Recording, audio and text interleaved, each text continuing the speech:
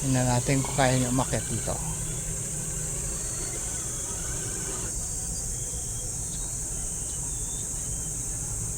Anahan lang.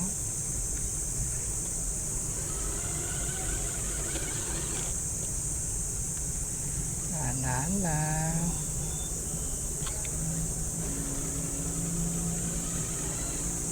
Puta, kaya. Kaya umakyat. So, good morning guys. Nandito ulit tayo sa UP. We're again testing the mods we made to our HBR 1011.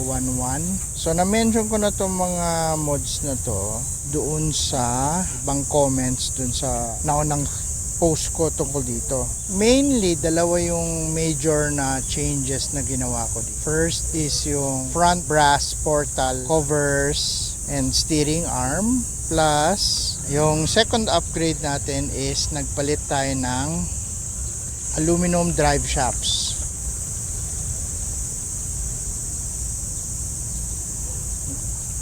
Yung stock na drive shafts kasi nitong HBR1 series is plastic lang siya. Okay lang naman ang plastic, pero ang problema kasi sa plastic is may chance siyang mabasag na or na eventually nababaluktot siya, kasi nakakita na ako ng ganun nabaluktot.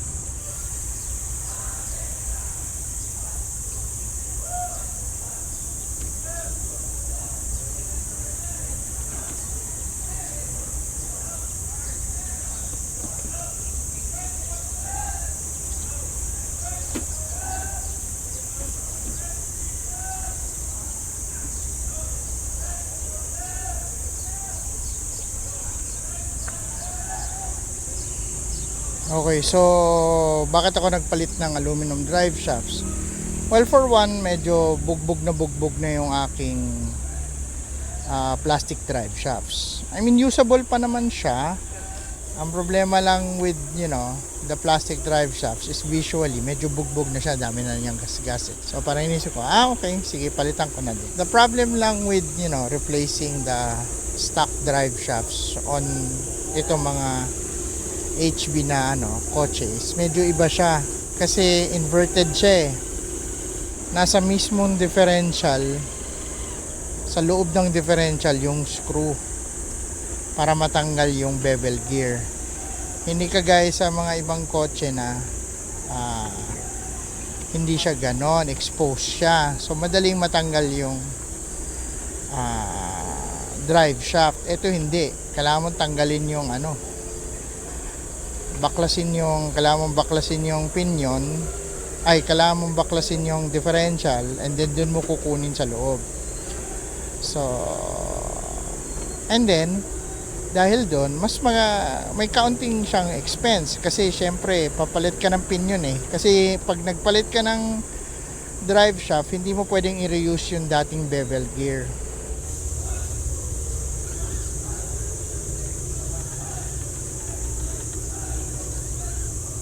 Since medyo kakaiba yung kanyang drive shaft setup, hindi siya basta-basta nabibili sa Shopee.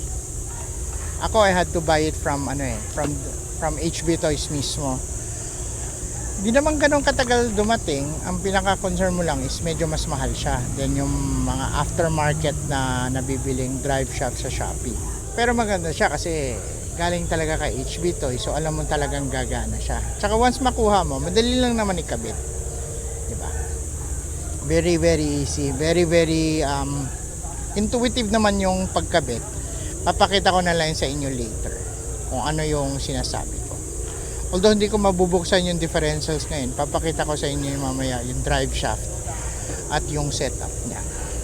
Once makabit mo na yun, okay na, tapos na, diba? Pero kailangan kung ang gamit mo is yung naka open diffs, lock diffs, medyo marami ka pang gagawin kasi magbabaklas ka pa ng differential cable, etc.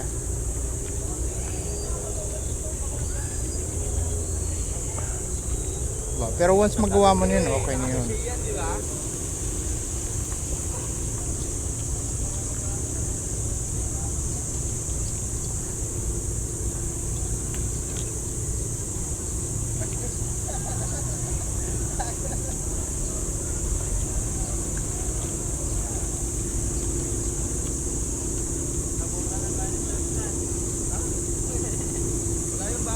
sir.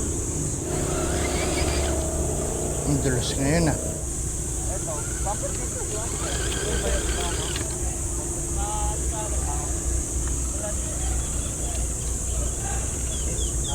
Ito, what? Patay. Ito. Saan na? Ako pa kita.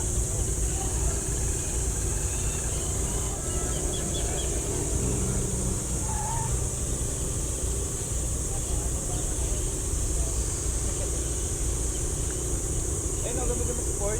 Diba? Mas maputik ngayon dahil nag-uulan, so natural na mas madulas.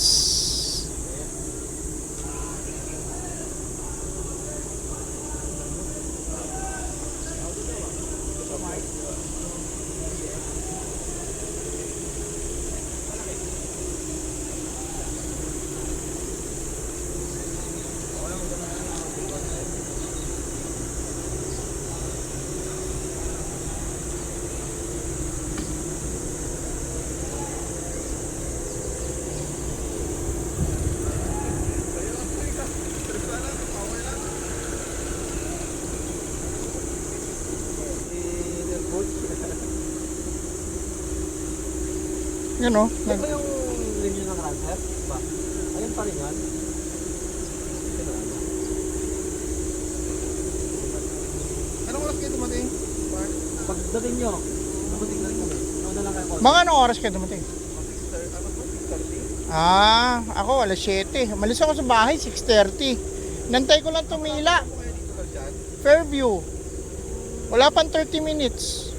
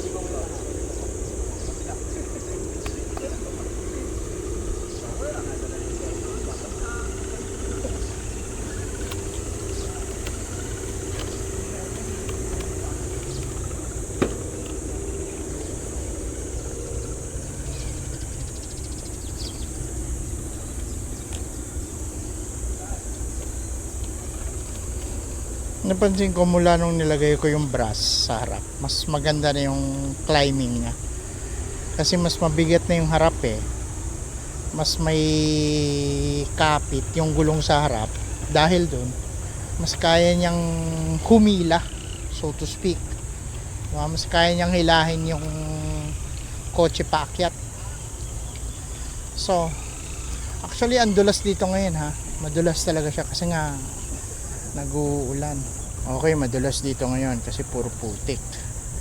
Tingnan natin kung kaya.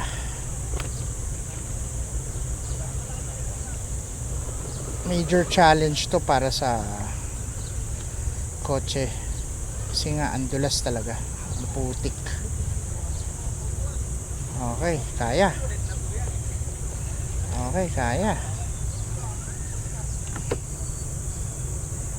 Okay. Yan o, hinihila niya talaga yung kotse. Ang ganda. Sobrang effective ng brass. Obviously, I'll put a link down sa description and then papakita ko sa inyo ng maayos later on. Babalik ta rin natin to para makita niyo. Ngayon, the question is, bakit hindi ko rin nilagyan yung brass ng brass pati yung likod? Well, hindi naman siya talaga necessary sa totoo lang. Tsaka as I've experienced with yung Relarlo ko, yung TK07, ayaw mo rin ng sobrang mabigat na kotse kasi masyado siyang dumidiin, diba? Pag dumidiin siya masyado, madali siyang sumabit sa mga kung ano-ano.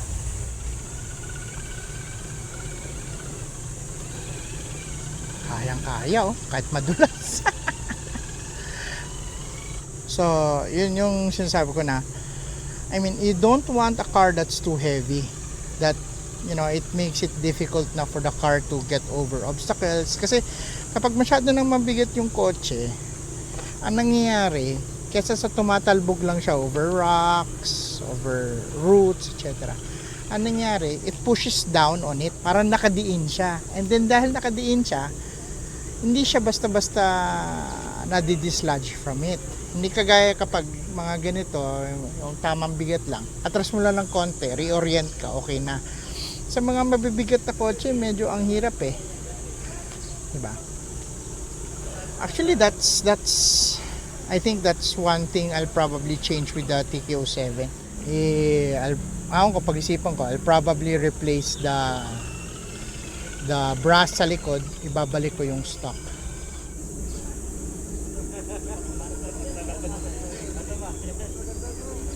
Diba? Kasi kapag masyado mabigat, wala eh. Okay siya.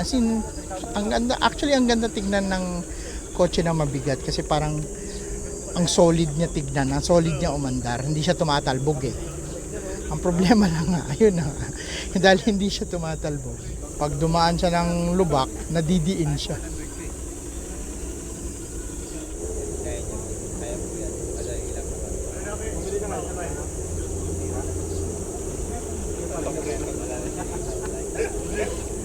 Abagay, magapang yun eh. Magapang naman.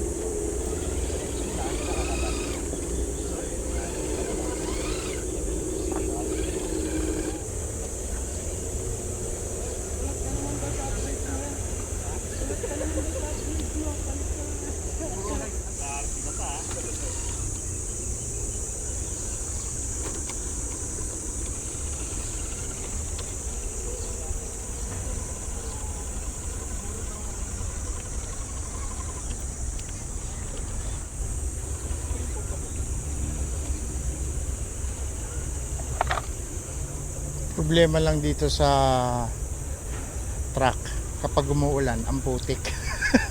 Wala, ganun talaga, lupa eh. Ito madulas oh. Wow, kayang-kaya.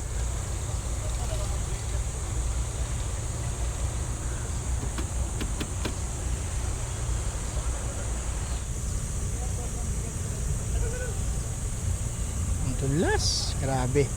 Nakakatakot actually. Kasi dumudulas yung kotse eh.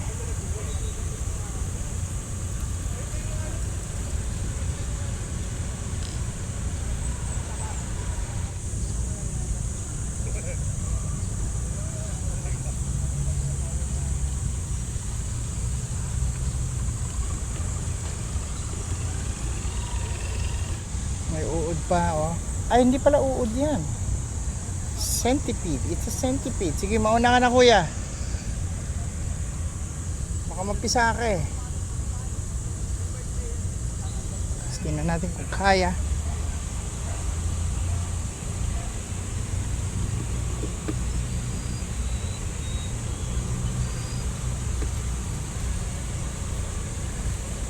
Okay, kaya pala. Sisiw lang.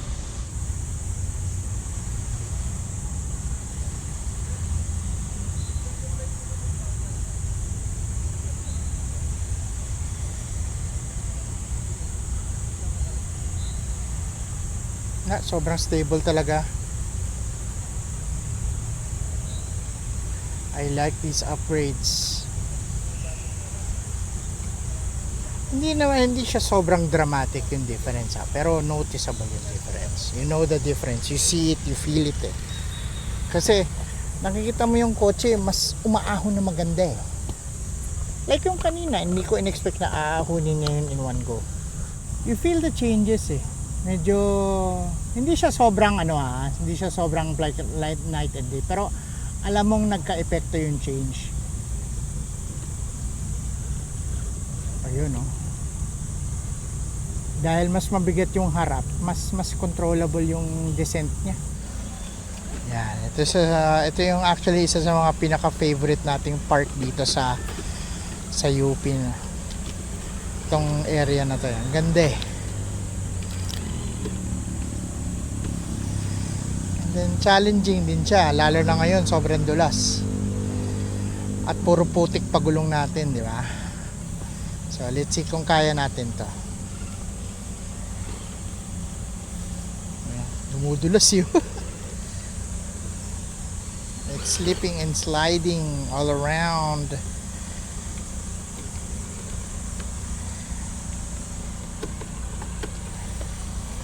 Ayan o, puta lakas umahon.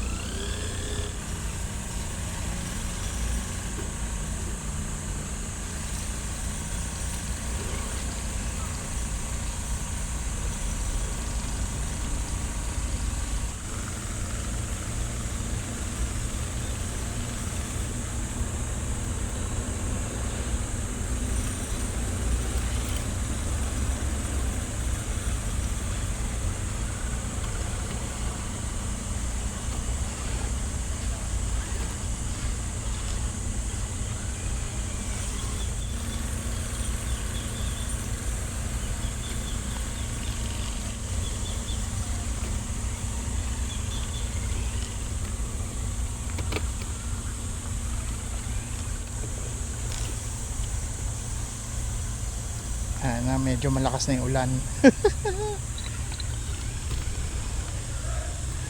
So let's try to get this video done para at least meron tayong content for the week.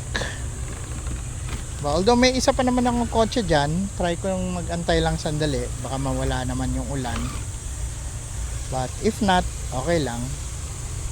Meron din naman akong ibang pang mga gagawin sa bahay for RC related.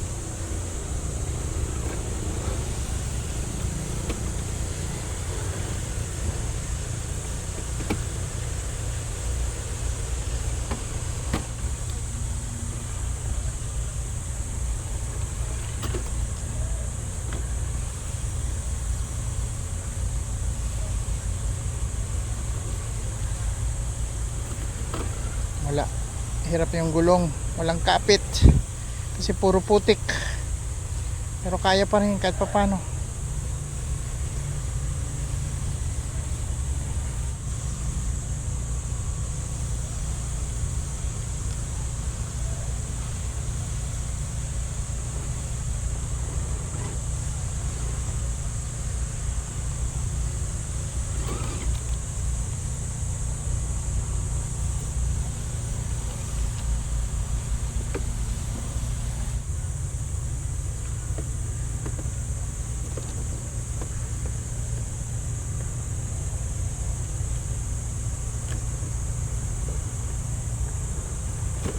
Yun, okay.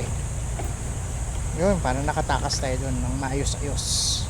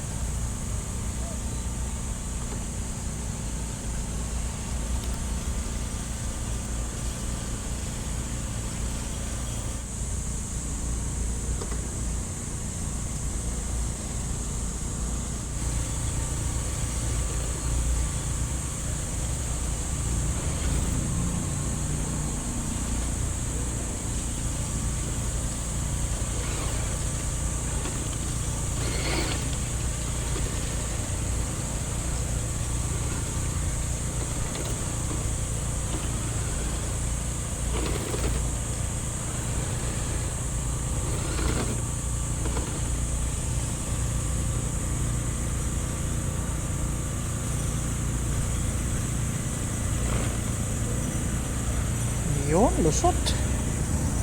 Yun, may bago ritong ruta, try natin.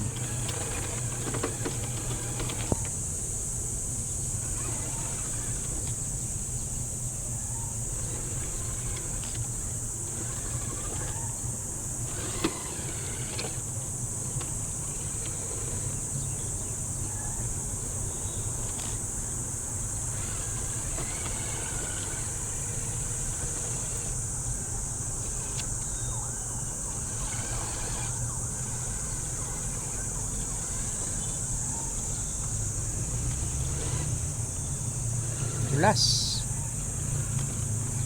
Dulas. Ayun, kuha.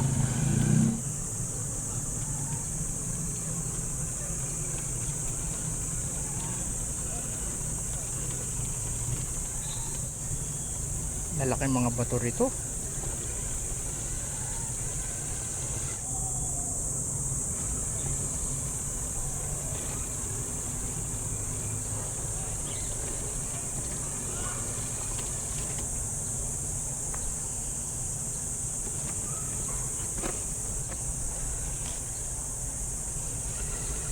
Yun, kuha. Ay! Ay! Ito, okay. Yun, kuha. Kuha. Kuha. Kuha.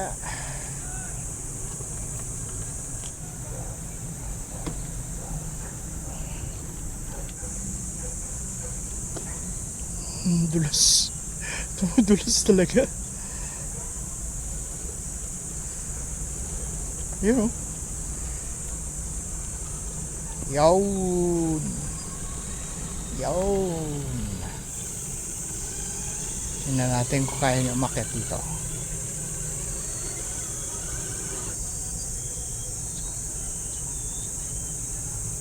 Anahan lang.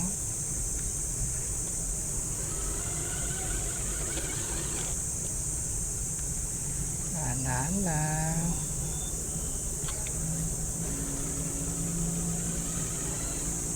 Puta, kaya.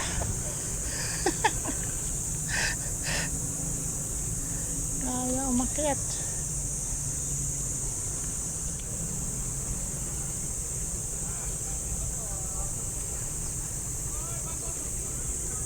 Ayun. All four tires appear to now be on the wooden plank. Tingnan natin kung dulas. Grabe.